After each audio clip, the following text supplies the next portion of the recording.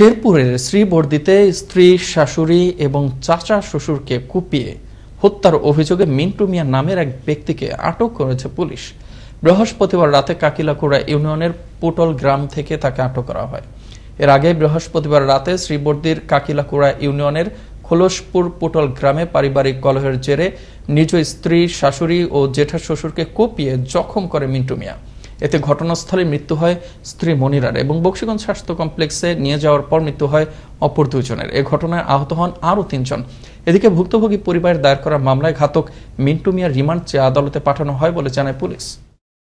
ওই গোল ঘরে গেছিল, গোল ঘরে যায় ওইখানে পলাইতে চাইছিল, পরে ওইখানে আমরা জবাই করছে, মারধর করতো, মানে শারীরিকভাবে নির্যাতন করতো।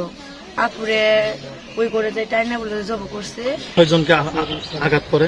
এর ভিতরে আপনার কিছুক্ষণ আগে আরেকজন মারা গেছে। তাকে যে ধরছে আমরা চাই তার ফাঁসি হোক।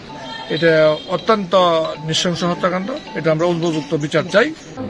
পারিবারিক বিরোধের জের ধরে মিন্টু মিয়া শ্বশুরবাড়িতে গিয়ে তার শ্বশুরবাড়ির স্ত্রী সহ শ্বশুরবাড়ির লোকজনদেরকে কুপিয়ে জখম করে। তো এই ঘটনায় 3 জন মারা যায়। তো আমরা অপারেশন চালিয়ে তাৎক্ষণিকভাবে মিন্টু মিয়াকে গ্রেপ্তার করি। মামলা রুজুর বিষয়টি প্রক্রিয়াধীন আছে।